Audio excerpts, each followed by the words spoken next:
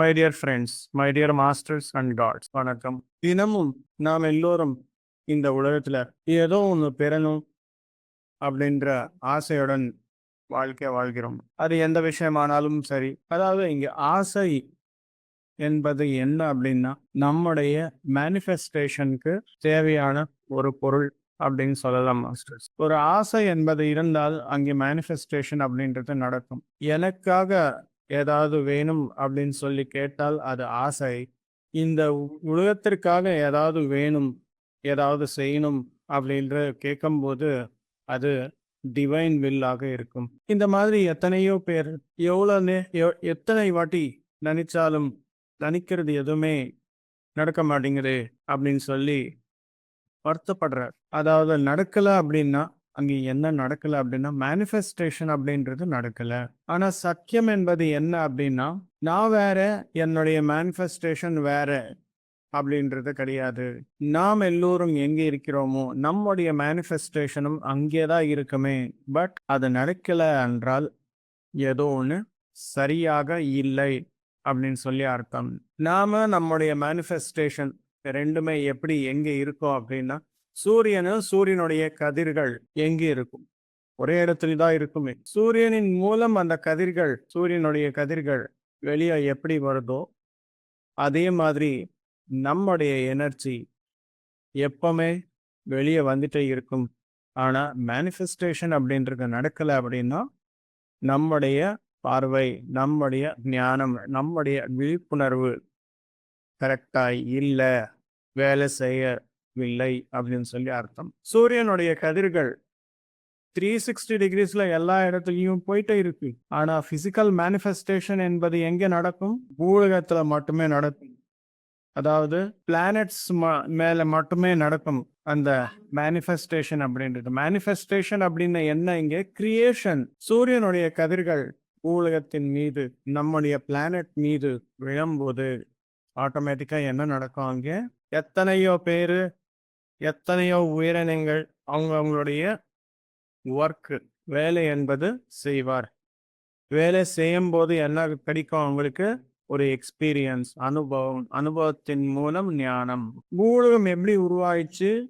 நமக்கு எல்லாமே என்ன தெரியும்? கோட்டிக்கணக்கான ஆண்டுகளுக்கு முன்னாடி சூரியனின் மூலம் வெளிப்பட்ட ஒரு சின்ன பார்ட்டிகல் தான் அர்த் அப்படின்னு சொல்லி நாம் எல்லோரும் படிச்சிருக்கோம். அதாவது அர்த் யார் ப்ராப்பர்ட்டி? சூரியனுடைய ப்ராப்பர்ட்டி. சூரியன் அந்த அர்த் கிரியேட் பண்ணி அந்த கதிர்களின் மூலம் எல்லாமே இந்த பூலகத்துல என்னென்ன கிரியேஷன் நடக்குமோ அந்த கிரியேஷனின் மூலம் எல்லாருக்குமே எப்படி அந்த ஞானம் என்பது வருதோ அந்த கதிர்களின் மூலம் அந்த ஞானத்தை பெறுவார். இப்படிதான் மேனிஃபெஸ்டேஷன் அப்படின்றது ஹை லெவல்ல சூரியனுக்கு நடக்குது. இங்க பிசிக்கல் எலிமெண்ட் அப்படின்றது இல்லாத காரணத்தில் வேற எல்லா இடத்துலயும் போகுது கதிர்கள். ஆனா மேனிஃபெஸ்டேஷன் அப்படின்றது எங்க நடக்குது? Only on physical planet. Physical manifestation நான் சொல்றது. அதே போல் நம்முடைய மேனிஃபெஸ்டேஷன் நடக்கணும் அப்படின்னா அங்கே கான்சியஸ்னஸ் அப்படின்றது கரெக்டான இடத்துல வேலை செய்யணும். இங்க கான்சியஸ்னஸ் அப்படின்னா என்ன?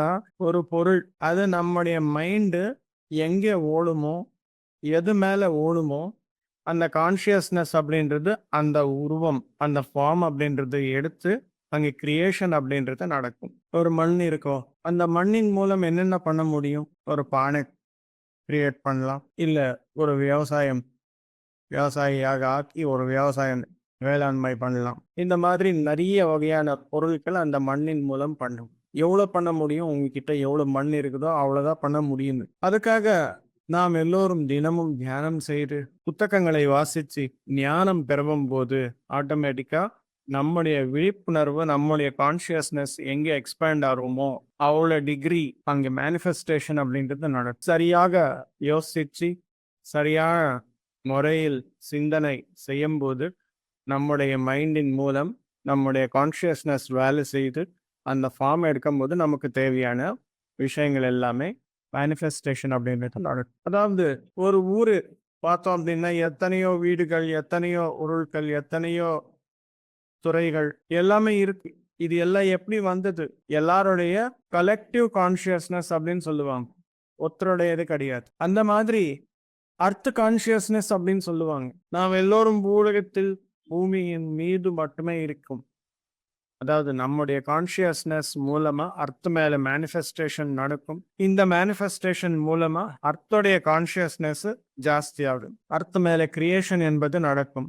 அந்த கிரியேஷனின் மூலம் வரக்கூடிய எல்லா ஞானமும் அந்த சூரியனுக்கு கதிர்களின் மூலமா வாங்கிடுவார். அதற்காக மை டியர் மாஸ்டர்ஸ், நாம் எல்லோரும் சரியான முறையில் தியானம், புத்தகங்களை வாசிச்சு மற்றும் சத்சங்கம் செய்யும்போது, நம்முடைய சிந்தனை முறை சரியாகும் போது, நம்முடைய விழிப்புணர்வு ஜாஸ்தியாகும் போது, நம்முடைய கான்ஷியஸ்னஸ் சைத்தன்யம் என்பது எக்ஸ்பேண்ட் ஆகும்போது, நம்முடைய மேனிஃபெஸ்டேஷன் அப்படின்றது சீக்கிரமா நடக்கும்.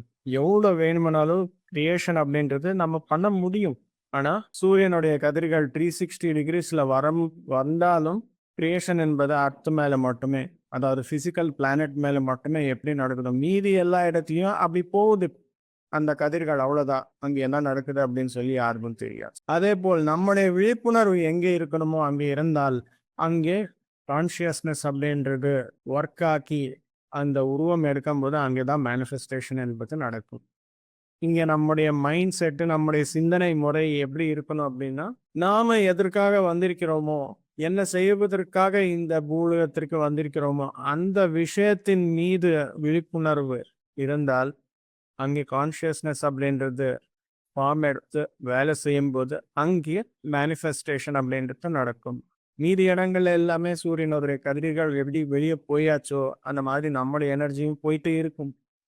நம்முடைய ஃபோக்கஸ், நம்முடைய பர்பஸ் மேல இருந்தால் அங்கே மேனிஃபெஸ்டேஷன், கிரியேஷன் என்பது நடக்கும் மை டியர் ஃப்ரெண்ட். இதுதான் எனக்கு ரீசெண்டாக வந்த ஒரு அனுபவம். அந்த அனுபவம் உங்க கூட பகிர்ந்துக்கணும் அப்படின்னு சொல்லி நினைச்சேன். Thank you masters. எல்லோருக்கும் வணக்கம். நன்றி.